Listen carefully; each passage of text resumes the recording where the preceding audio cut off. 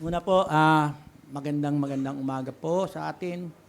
At maraming salamat po sa Panginoon sa pagbibigay uli ng pagkakataon na magamit ako sa pagpapahayag ng kanyang salita.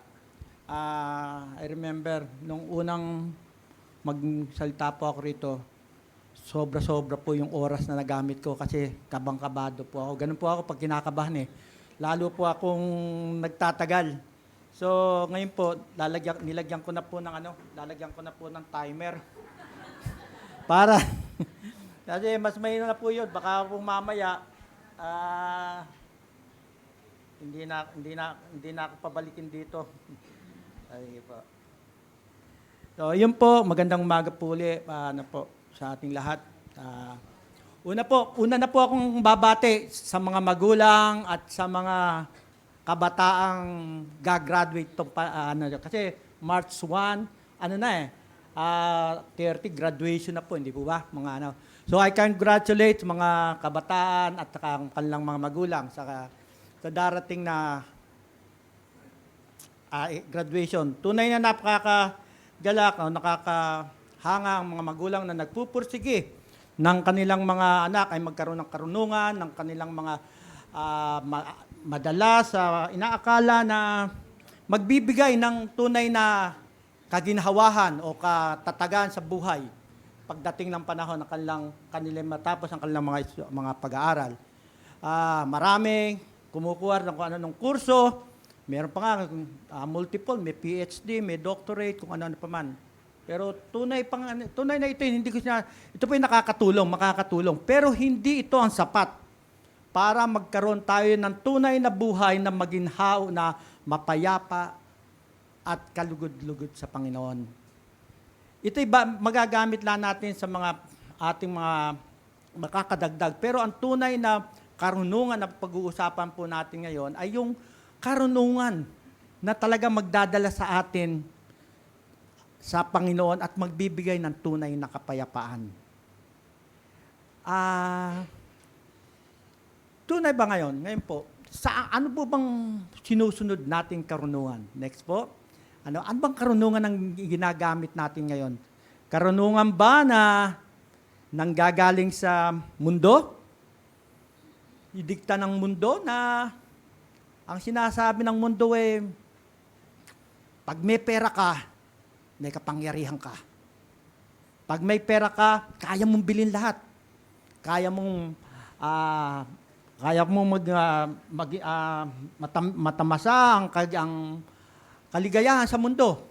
Pero marami ang hindi pa rin dito Pero pwede rin bang ang galing sa ating mga tradisyon, sa kinalakihan? Di po ba, marami tayong sinusunod na pamahiin o ganito, kailangan lang, kumbaga ang buhay natin nakatali sa mga tradisyon. Or nagdidikta rin tayo ng tawag ng laman. O yung sinasabi natin na pag ang buhay natin minsan lang ang buhay natin sa mundong ito, magpakaligaya na tayo. Lalo nga yung kasabihan ng mga kalalakihan ng araw. I don't know kung ginagamit pa rin ngayon ng mga bata na uminom ka na ngayon sa alangit walang beer. Magpakalasing ka na. Enjoy mo na buhay mo. At kung minsan po, dikta rin ng ating mga pangangailangan, ng ating asawa, ng ating mga anak. Di po ba? Minsan, ang karunungan na ginagamit natin maging wise dahil malaki ang pangangailangan ng aking pamilya. Gusto ko, mapagbigyan ko ang aking mga anak. Ang aking mga mabigyan. Kahit nga gagawin. Hindi po. Pero ang lahat pong ito, maaring mali. Mali dahil ito hindi naaayon sa sinasabi ng Panginoon. So, ano po ba ang tunay? Ano ba yung karunungan? Ano ba ibig sabihin ng karunungan? Basahin nga po natin sa Kawikaan 3:13 to 18. Ano po yung sinasabi? Ano ang kawikaan? Next po. Ang sinasabi po rito, ano ang karunungan? Next. Ala po ba? Sabi po sa karunungan, basahin ko na lang po, di yata na ano. Sa karunungan, Kawikaan 3:13 to 18. Ganito pang nakalagay. Mapalad ang isang taong nakasumpong ng karunungan at ang taong nagsisikap unawa ay nagtatamo. Higit pa sa pilak na ang paknabang dito at higit sa gintong lantay ang tubo nito. Sa alinmang alahas, higit ang karunungan at walang kayamanang dito maila papantay. Mahabang buhay ang dulot ng kaalaman. May taglay na kayamanan at may bungang karangalan. Maaliwalas ang landas ng taong may kaalaman. Puno paan ang lahat niyang araw. Mapalad nga ang taong may taglay ng karunungan para siyang punong kahoy na mabunga. Ang ganda. Ito po ang ano ng karunungan. Ang sabi niya, higit pa sa pilak ang pakinabang nito at higit sa gintong lantay ang tubo nito. Look, ang tatawagan ko lang po yung mga kababaihan. Hindi po ba yun ang weakness. Hindi ko lang po sinasabing weakness, kundi yun yung mga laging hinahangad ng mga kababaihan. Hindi man po lahat, pero pangkaraniwan magkaroon ng mga alahas, mga maganda. Pero ito po ang nakikita, sinasabi. Higit pa sa pilak at ginto. So kung gaano tayo hinahangad natin na magkaroon ng kayamanan ng mga alahas, mga ano, pero mas higit nating hanapin ang karunungan. Di ba ba? Sabi nga, sa alinmang alahas ay higit ang karunungan. Walang makapapantay. At walang kayamanan ditong maipapantay. So kung ano po natin, ang karunungan ay tunay na ang karunungan ng gagaling sa Panginoon ay higit sa anumang bagay. So, kung pupuntahan po natin ang ating i-lilibel natin ang ating mga priority sa buhay, saan nandoon ang paghanap natin ng karunungan ng Panginoon? Minsan po, hindi man po lahat, pero mas marami ang priority ang kayamanan. Di po ba? Tunay, ang kailangan kasi lalo sa panahon natin ngayon na parang walang bagay na hindi na binibili na kailangan ng pera. Pero kung minsan po ang binibigay sa atin ng mundo ay maling karunungan. Bakit po? Ganito po ang ano mo.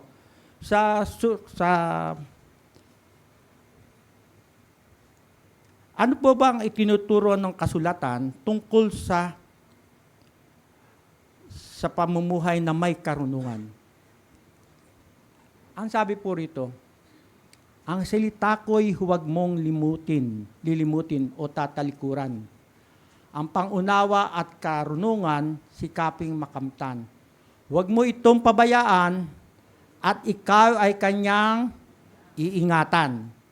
Huwag mo siyang iiwanan at ikaw ay kanyang babantayan. Look, tingnan po niyo yung iingatan at babantayan. Hindi po ito yung parang bumili ka ng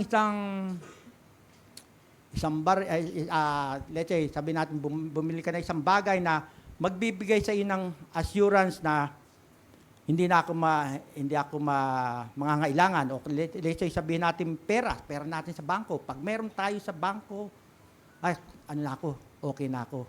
Pero ano po na yun, ang salita po rito, ang karunungan, ay iingatan ka. Ibig sabihin ng iingatan, pag sinabi po natin iingatan, ano man ang lakad mo sa mundo, kasama mo siya, iingatan mo siya. At sino yung karunungan? Ang Panginoon. Kaya kung mayroon tayong karunungan, kasama-sama natin ang Panginoon sa lahat ng ating mga gagawin. Ito po yung katotohanan nito. Hindi po yung parang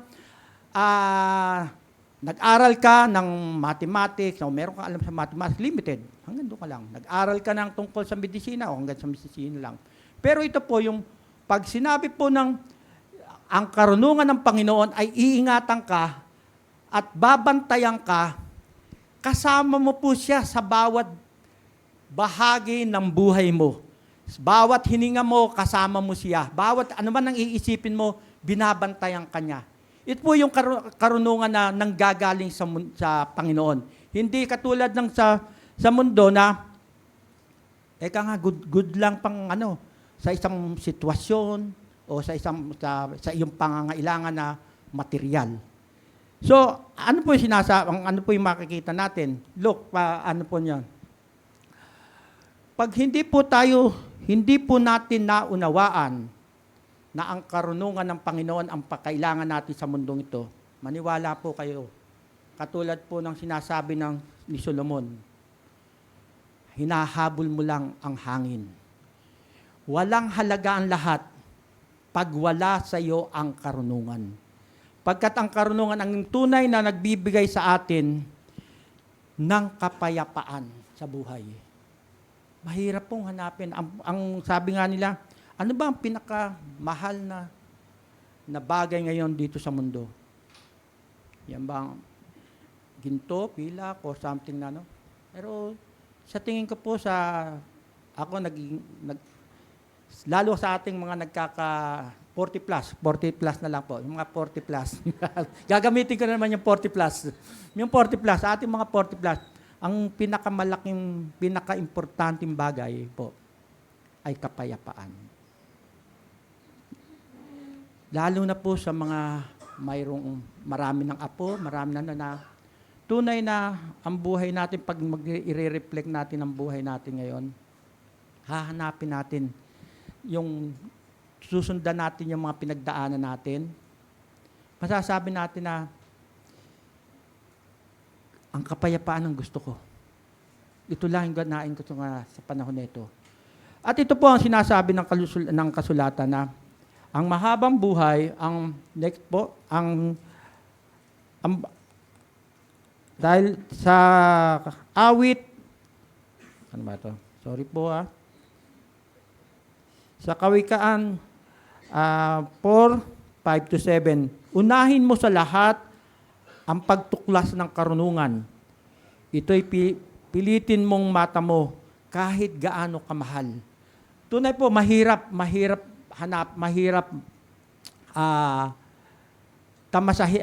kunin o maunawaan ang karunungan ng Diyos. Ito po, marami nagsasabi. Nung una akong nagbabasa ng Biblia, hindi pa po ako nag-curious lang po ako sa pagbabasa. Ang narinig ko doon sa tiyahin ko, sabi niya, doon sa inahin ko po, sabi niya, bantayan mo yung anak mo, maloloko yan. Yung pagbabasa ng Biblia, nakakaloko po. Which kung titingnan ko po kasi, pag inuunawa ko ngayon, sa tingin ng iba, mahirap talagang unawain ang salita ng Panginoon. Bakit po? Ano po bang sinasabi rito? Next po. Ang karunungan daw po ay dito po sa Korinto, sa next po. Bakit kailangan nating mamuhay na may karunungan? Ang karunungan ng mundo ay kahangalan, papunta sa kapahamakan. Ito po ay totoo, di po ba? Ako minsan po, nung araw po kasi, medyo proud ako pag parang sasabihin ko, kikilalanin ako na engineer ako. Pero ngayon, sa nangyari po na nakarang fiasco, ayoko na sabihin na engineer ako o nangungontrata ako kasi iba yung branded ngayon ng bilang ng mga kontratista saka ng mga inhinyero. Di po ba? Nakakalungkot. Pero kung aanihin mo po, sabi ko nga, matatalinong tao, abogado, nag-aral ng inhinyero, meron pang kung ano-ano pang ano. Pero ano po ang natutunan nila? Paano nila in-apply para sa buhay nila? Ngayon, pag naalala ko yung nakita ko sa, nakita rin naman po nyo yun, yung nakakamadang mga pera do sa billiard pool, table. Sabi ko, ang sarap pag titingnan mo, pero pag iisipin mo, anin mo yun. Paano mo anin? Gagamitin mo pa saan yun? At ngayon, yung mga taong gumawa nito, titiyakin ko po lahat sila nagsisisi. Bakit? Bakit ako napunta rito? Bakit ako isa kang inyero, isa kang lawyer, alam mo yung dapat na maging natatakbong. Pero, nasadla ka rito. Ang makikita po natin dito, ito yung karunungan ng mundo na sinasabi. Na pag may kayamanan ka, nasa iyo ng lahat ng kapangyarihan. At ang pinakamasakit, ang iniisip nila, ang iniisip ng mga tinuturo ng mundo, para po bang tinuturo na hindi ka na aalis dito? Magpundar ka na magpundar. Mag-build up ka ng kayamanan mo. Parang hindi ka mamamatay. Na ang katotohanan, nawawala na sa kaisipan natin na ang lahat na ito iiwanan natin. Lahat na ito ay walang halaga. Kaya po, sabi ko nga, nakakalungkot na minsan yung karunungan ng mundo ay sa halip na magbigay sa iyo ng kaginhawahan o makatulong para mamuhay ka ng merong kaayusan, ito pa yung nagiging daan para sa kapamakan. Pagkatunay na sinasabi nga na ang karunungan ng tao ay iba sa karunungan ng Diyos. Malayo po ang katwiran natin para kumbaga sa po natin, pag titingnan po natin ang buhay natin, lalo na ito po, napaka-importanting lalo na sa mga kabataan. Napakahirap isipin ngayon kung paano mo palalakihin ang mga anak natin. Di ba? Hindi mo malaman ngayon kung paano ko palalakihin. Iba na ang kultura nila. Sinasabi mo, iba kultura, di ba? Iba yung kinalakihan ng panahon natin, ng mga 40 plus, kaysa panahon ngayon. At ang nakakalungkot, hindi mo maunawaan ngayon, hindi mo na malaman ngayon kung alin susundin mo. Kasi sa mass media, nandiyan ang lahat, tinuturo ang mga sa internet, ano yung ano yung pwede mong gawin, pwede mong salihan. Meron pa ngayong AI, hindi po ba? Meron pang AI. Hindi mo malaman kung alin na kung totoo, alin yung totoo. Ano yung totoong talagang saan ka susulong? Saan ka kukuha ng tunay na ng tunay na karunungan? Ito po yung sinasabi natin. Sabi nga po ng tinuturo sa atin, ang karunungan, ang salita ng Panginoon ay ilaw sa ating mga paa at tanglaw sa ating lalakaran. Kung wala po ang karunungan, maniwala po kayo kahit na po tayo magtapos ng ano-ano mang kurso sa buhay, ano man ang ating matarating, kapahamakan pa rin po ang pupuntahan natin. Look, yung pong pasensya na po kayo kung ginagawa kong example yung fiasco ng Pero ito po yung isa pong, kaya ko po tinuturo dito para makita po natin na kung ano yung mas higit na kailangan natin. Yung mga taong ito, na gumawa nitong fiasco ito, naisip ba nila hindi nila naisip na makakarating sila rito, mabubunyag sila . Pagkat ang kasalanan, nakakasilaw po yan. Ibig sabihin, habang nandun ka, lalo kang matatakaw, lalo kang may induce na, hindi, more. Kaya po ngayon, sabi ko nga, ano ngayon ang nangyari? Nandun sila, hinihimas ang rehas, or ang pinakamasakit, hindi po yung inihimas yung rehas, kundi yung batik sa kanilang pagkatao, sa kanilang pamilya. Pinakamahirap ipamana sa ating mga anak kung ano yung batik na ginawa na. ginawa natin. Hanggang sa kinaapu-apuhan natin, tatatak ito. Napaka-importante po na makita natin na ang pinakamasarap na maibahagi natin, na maipamana natin sa ating mga anak ay yung madala natin ang Panginoon, ang ating mga anak sa Panginoon at magkaroon ng tunay na karunungan. Amen po ba? Totoo po. Kasi sabi nga namin doon sa lagi ko sineshare yun sa Coffee Ministry. Sabi ko nga, tayong mga magulang, kaya lang natin bantayan ng ating mga anak hanggang tarangkahan. Alam mo ba, Bulakenyo naman tayo tarangkahan, doon sa gate, sa pinaka-gate ng bahay natin, hanggang doon lang. Pero hindi na natin sila kayang bantayan. Hindi natin alam kung sino ang kanilang makakasalamuha, kung sino ang kanilang makakasama, kung ano ang kanilang gagawin. Pero kung maipapanalangin natin sa Panginoon at una ay maibabahagi natin sa ating mga anak, sa ating mga apo, yung karunungan, yung meron silang karunungan ng Panginoon, sigurado po tayo, puprotektahan sila ng Panginoon. Ito po yung tunay na na dapat nating maunawaan na ang higit na mas importante sa atin sa buhay na ito ay yung guide kung paano tayo lalakad. Bilang engineer, alam naman niyo, bawat makina, bawat gagamitin natin, mayroong mga instruction, di po ba? Hindi mo pwedeng gamitin computer o may mga instruction yan Ang gumawa ng instruction na yan, hindi yung nakatambay.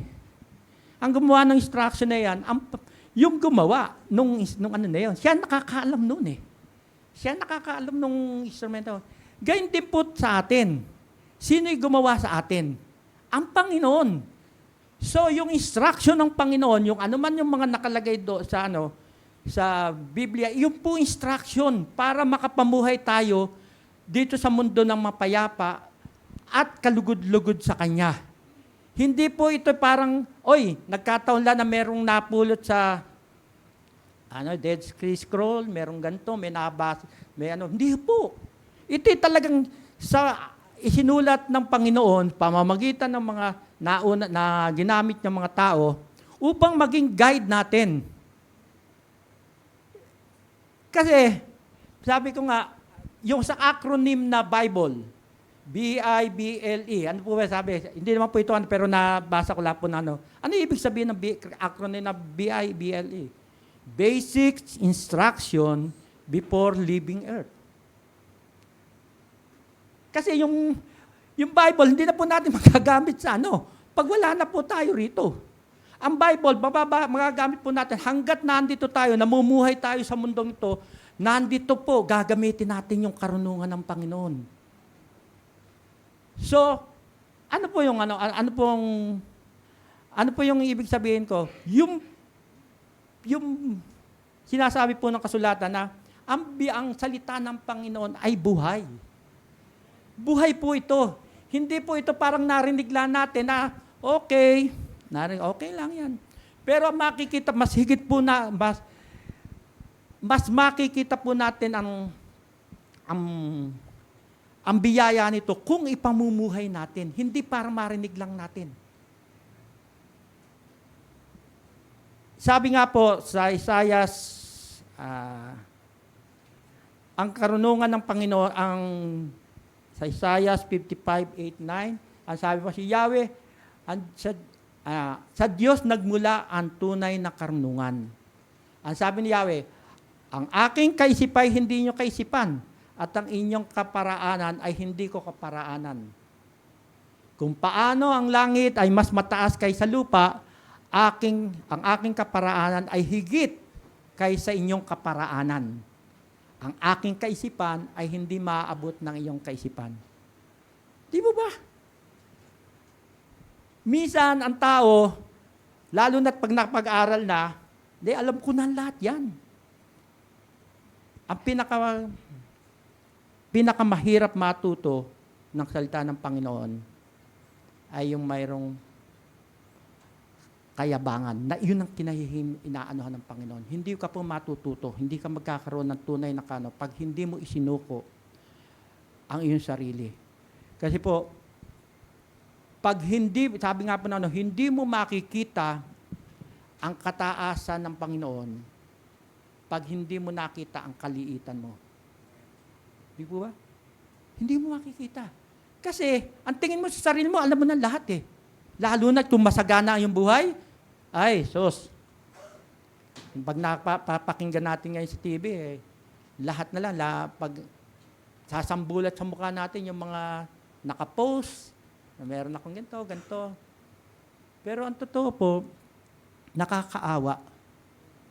Kasi ang kapayapaan na nakikita nila ay hinahanap lamang nila doon sa mga material na bagay.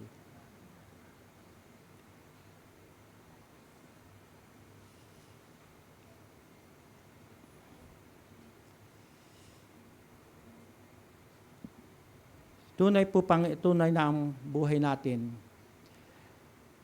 ay sa Panginoon lamang nakasalalay.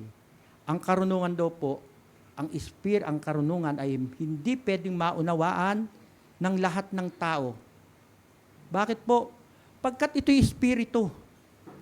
Ang salita ng Panginoon na espiritu at kailangan mayroon tayong espiritu na nagmula sa Panginoon. Ang espiritu ang magbibigay sa atin ng kakayahan para maunawaan natin ang bawat karunungan na ipinagdadala ng Panginoon. Nung tayo'y tumanggap sa Panginoon, ano sabi ng Panginoon nung bago siya umalis? Iiwanan ko kayo ng mag-aaliw o makakasama. At iyon ang banal na espiritu. Nung tayo magpabaptize, nung tayo tumanggap sa Panginoon, ang hindi binigay sa atin ng Panginoon yung espiritu ng kahinaan o ng kayabangan, kundi ang espiritong binigay sa atin na ng Panginoon ay may kapangyarihan. Tunay po pa, mga kapatid, mahirap lumakad sa mundong ito. Mahirap maunawaan ang salita ng Panginoon kung wala ang espiritong ng Panginoon sa atin. Kaya, kung nahihirapan po tayo unawain ang salita ng Panginoon, tanungin natin kausapin natin ang Panginoon. Hingin natin na magkaroon tayo ng gabay ng banal na espiritu upang maunawaan ang kanyang katuruan. Hindi po magic ang pagbabasa ng Biblia. At ang una pong pagbinasa natin ng Biblia, titiyak, ang una pong sarili natin ang makikion. Kasi ang karunungan ay salamin. Salamin natin na ipakikita kung ano ang kalagayan natin ng puso natin sa harap ng Panginoon. Pag naunawaan po natin ang salita ng Panginoon, maunawaan po natin na kung ano yung kalalagayan natin sa oras na ito. Kaya po, sabi ng Panginoon, ang Panginoon na hindi maramot, humingi tayo ng karunungan sa Panginoon. So, kung pag-aaralan po natin sa buhay natin ito ngayon, saan na ba ako ngayon? Minsan kasi, parang ganito po dahil sa naging karanasan natin sa buhay, o dahil sa kinalakihan nating kultura, ayaw nating umalis dito. Kahit naririnig na natin yung tama, kung ano yung dinidikta ng Panginoon. Hindi tayo umalis. Ayaw tayo dahil, siguro, doon tayo komportable, doon tayo lumaki. Para lang po yung nabasa ko, ito lang po yung nabasa ko isang minsan yung elepante, anyway, narinig na rin po siguro yan. Elepante nakatali ng may straw. Straw lang sa paa. Sa Thailand na tayo Tinanong nung bakit hindi hatakin na lang ng elepante, laki ng elepante, tapos straw lang yung para makawala na siya. Sabi ng trainer, hindi alis yan. Kasi, nung maliit siya, tinrain siya na bakal. Malaking kadena yung nakakabit sa kanya. Dahil hanggang sa lumaki siya, iniisip niya, kadena yung nakaano sa kanya. Kasi napakahirap ng maliit yan. Hirap na hirap siyang alisin. So hanggang sa lumaki na siya, nagkaisip na siya, ginagamit niya, straw na lang ang nilagay, ang iniisip pa rin, kadena pa rin. Which yun din po ang marami sa atin, iniisip natin. Na yung buhay natin, minsan nakatali tayo doon sa karanasan natin. Na yung mga bad experience natin, humahatak sayo sa atin para hindi tayo mag-move on o magpagamit sa Panginoon. Marami po sa atin ganun. Na ang karanasan o ang dati ang itinuro sa atin nung tayo maliliit, yung pa yung pumipigil sa atin. Pero ang sinasabi nga, pag nasa iyo ang karunungan ng Panginoon, mababago po. Kasi pagka nasa Panginoon ka na, iba na po yung karunungan na ibibigay sa iyo na mayroong kapayapaan.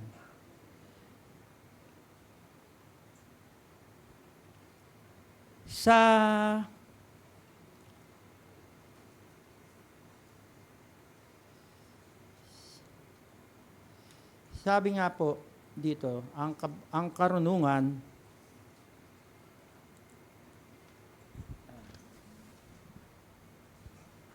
ang buhay ay maikli.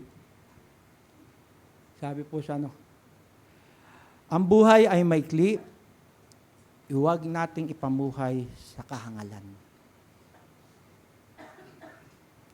Lahat po tayo naniniwala na aalis tayo sa mundong ito. Meron po bang hindi naniniwala na hindi siya aalis sa mundong ito? Meron po ba? Interviewin ko po mamaya kung ano yan. Pero ito po, lahat po tayo aalis dito. Kung ang buhay na ibinigay sa atin ay hindi natin magamit ng wasto at ipinamuhay natin sa kahangalan. Ito nga po, yung mga nakikita natin ngayon sa mundo ito na ang priority ay yung bang mga bagay na material na akala mo hindi na aalis dito. Feeling na sige, magpapasasa ako. Pero, katulad po na sinasabi sa Efeso 5:15, 16, ano po yung sinasabi? Kaya't mag-ingat kayo kung paano kayo mamumuhay. Mamuhay kayong tulad ng matatalino at hindi tulad ng mga mangmang. Gamitin ninyo ng lubusan para sa mabuti at sa bawat pagkakataon sapagkat puno ng kasamaan ang kasalukuyang panahon. Ang ganda mo, di po ba? Sabi niya, mamuhay kayo tulad ng matatalino. Hindi naman ako matalino, hindi ako elementary graduate. Hindi po yun.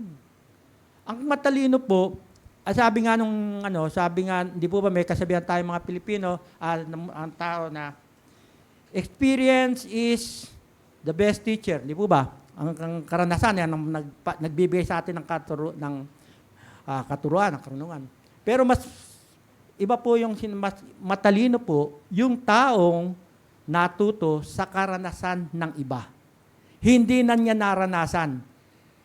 Look, mga kabataan, napaka-importante lalo na sa inyo sa paglakad sa mundong ito, sa pag-ano niyo ng mga karir. Yung karanasan ninyo, ang pinakamahal kasing university, ang pinakamahal na bayad na university sa buong mundo, ano po ba?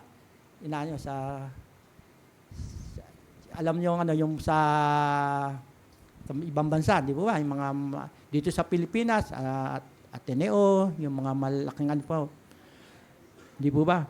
Pero ang tunay po, ang pinakamahal na university ay University of Experience. Pagkat hindi lamang panahon, nandyan ang damdamin, nandyan ang pisikal na karanasan.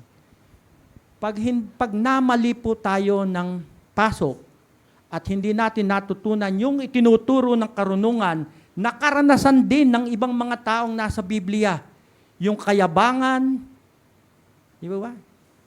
Mostly makikita mo rito sa istorya ng Yung kayabangan, galit na galit ang Panginoon sa kayabangan.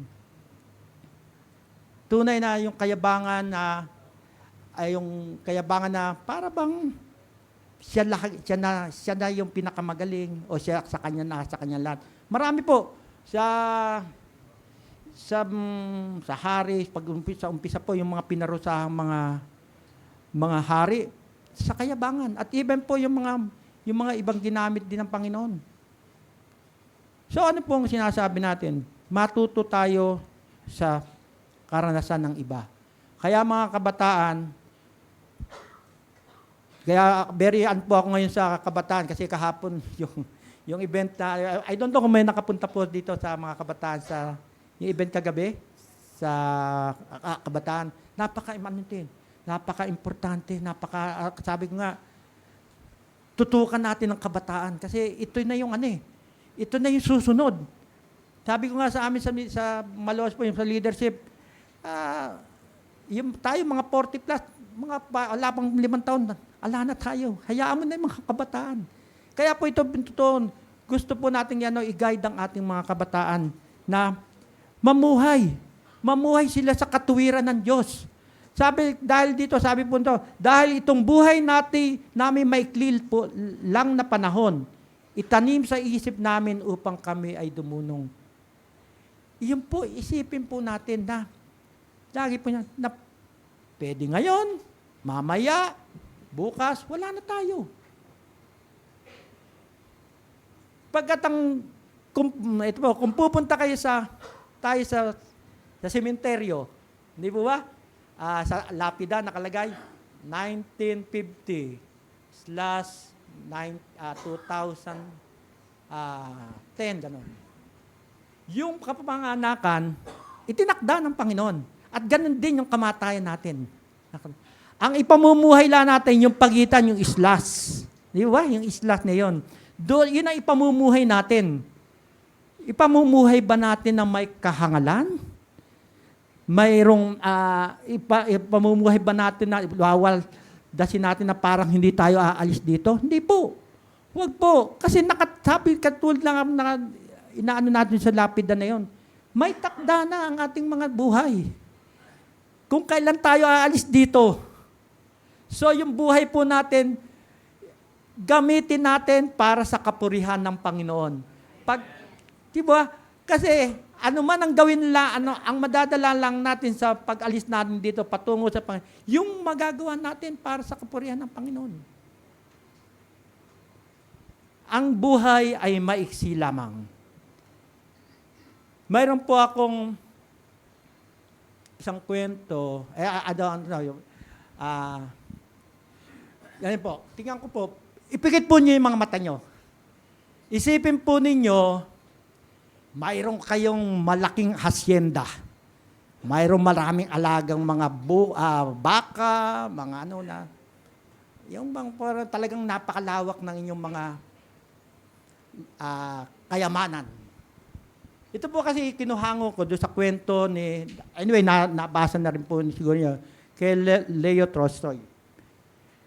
Ang sabi po rito, pamagat, gaano ang kailangang lupa ng isang tao?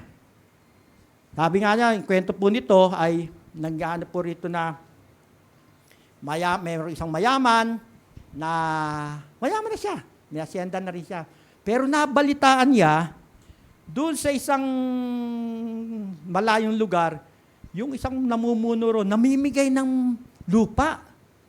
Namimigay ng maraming lupa. At magandang lupa, yung pinagabigyan, magandang taniman, magandang So ang ginawa niya, binenta niya yung kanyang mga ari-arian, pumunta siya ron.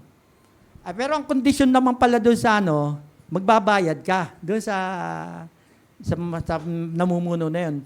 Pero ang kondisyon, lalakad ka ng lalakad hanggang sa pagsikat ng araw, lalakad ka. Kung ilan yung malakaran mo at mabalikan mo, sa bago lumubog ang araw, sa iyo yun. Ako, tuwan-tuwa yung mayaman. Alas 12, layo na ng narating. Dapat, sige pa, marami pa yun. Alauna, alas 3, sige, kaya pa. Nung mga bandang alas 4 na, balik na ako. Mapakalayo ng kanyang Kasi yung napakalayo ng narating niya, kasi hangad niya mas marami. Mas marami siyang makuha. So habol, takbo siya ng takbo. Nakalimutan niya, meron din pala siyang sakit na. Hindi na siya pwedeng yung mapagod ng gusto. So takbo, hinabol niya ng hinabol yung bago lumubog ang araw. 100 meters, bago dumating siya doon sa pinag-usapan nila, bumagsak siya. Namatay. Ngayon ang tanong, gaano ang kailangan ng tao, lupa, pag siya'y namatay? 2 square meter. At kung kaanuhin po, garapon lang. Doon siya, ano po ba? So, tingnan po yung karunungan ng tao. Pag hindi sa Panginoon nang galing yung karunungan mo, walang katapusang paghahambol, walang katapusang paghahangad ng mundong ito. Napakahirap. Nakakapagod. Sa halip na i-enjoy mo yung biyayang ipinagkaloob sa'yo ng Panginoon, naku, naging parusa. Kasi, hindi ka magkaroon ng kapayapaan. Meron kang pera, hindi mo ay, mamumuhay na lang ako ng duka. Baka utangan ako ng kakilala ko nito. Baka hindi naman magbabayad. Di po ba? Meron ganun eh. Meron naman na, magliliwaliw ako gagamitin ko itong kayamanan ko nito para ang edad mo na pala 40 plus ka na, hindi ka na pa pala pwede sa mga bagay na ano.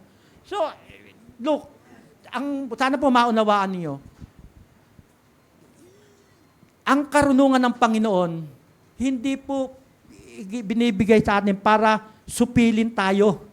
Hindi po yan para inilagay na para, ako lumalang sa iyo, sundin mo lahat ito. Hindi po, may free choice tayo eh. Meron po tayong free choice. Pero ito po ay binigay ng Panginoon upang maipamuhay natin ang buhay natin sa mundong ito. Pag alis natin, patungo po doon sa kanyang piling. Kasi po, pag hindi po dahil dumaan doon sa panuntunan na yun, iba po yung pupuntahan natin. Iba po, titiyakin ka po iba. Parang lang po yan, parang release. Release ng trend, di po ba? Yung ginagawa nating North Rail, sana matapos na yung North Rail para pag ang trend, may talaga siyang linya na tatakban. Bakit? Para makatakbo siya ng maayos, makarating siya doon sa destinasyon. Pero pag umalis siya doon sa release, ano po mangyayari sa kanya? Diskarel. So, ito po yung dapat nating paanuan. Ibinibigay sa atin ng ating Panginoon ang karunungan upang magamit natin para yung 70, yung 40, yung 50, yung 60, yung 70, yung 60, yung 80 years na pananatili natin sa mundo, ma-enjoy po natin. Ma-enjoy po natin at magbigay tayo ng kapurian sa Panginoon. Kasi yun nga po yung dadali natin. So, hindi ko po sinasabi na ang mga kabataan, huwag maghangad ng karunungan na tinuturo ng mga academics. Importante yan. Pero hindi kayo makakapamuhay ng maayos kung iyon lang. Lalo sa panahon nito, napakadaya ng mundo. Talagang napakarami. Pumunta ka sa si Mrs. nagagalit sa akin eh. Kasi po, pag may nakitang ganitong mag-inang pala ito. Mag-aano naman doon sa online. Minsan di-deliver sa'yo kung ano-ano lang. Bumili ko nung, binili mo dati, yung sa kulugo. 2,000 mahigit. Sabi ko, mauubos na ng nilagay ko rito eh. Nasusunog na. Kung hindi ko pa hinaltak ng nagdugo talaga. Ibig ko sabihin po, minsan kasi, yung tayong ganun eh, naniniwala tayo kagad, lalo na kung mayroong yung sweet promises. Di ba, Pastor? Yung mga sweet promises na lalo sa mga kabataan. Look, ito isang karunungan na natutunan ko at sa pag-aasawa. Ang sabi niya, kayamanan, bahay, lupa, ang Panginoon, pinagkakaloob na namana sa magulang. Di po ba? Mga kayamanan, Pero, ang mabuting asawa, ang Panginoon ang nagkakaloob. Kaya kung kayo mag-aasawa, kung kayo hilingin nyo sa Panginoon. Maniwala kayo, hindi kayo Kaya ako, nung hiniling ko sa Panginoon, sobra-sobra. Para akong tumama. So, ano po yung sabi ko? Ano po yung sinasabi ko? Ano po yung sinuturo ng karunungan? Ang karunungan po ng Panginoon, babantayan tayo, iingatan tayo. So, ang huling ano lang po, ito yung challenge sa ating pong pagninilay. Basahin lang po natin to. Ano ang sinusundan mo sa iyong buhay ngayon? Anong karunungan? Ang karunungan ng mundo o ang karunungan nagmumula sa Diyos? Mamili po tayo at alamin po natin. Baka naliling lang tayo na yung inaakala natin, ito kalooban, lalo sa kabataan. Hindi, kasi po, may naliligaw sa akin, ano po ito maganda o kaya ito po yung tinitibok ng aking puso. Okay, ang puso madaya, maniwala kayo. Ano yan. Pero hilingin nyo sa Panginoon. At gayon din po sa ating mga 40 plus o sa mga magulang. Kung meron pong oportunidad na hinihingi pumapasok natin, let's say sa pangangailangan, oportunidad para umasenso, ipanalangin muna po natin sa Panginoon. Kasi madaya ang mundo. Marami pong, hindi po natin alam kung saan tayo dadalhin. At maniwala pa kayo, at tandaan po ninyo, hindi lahat ng blessing na materials ay magbibigay sa iyo ng tunay na kapayapaan. Minsan po ito pa yung nagiging daan para tayo magkaroon ng kaguluhan sa ating pag-isip. Kaya po napaka-importante, hanapin natin ang karunungan ng Panginoon, ang salita ng Panginoon, at siya po ang mag-guide sa atin.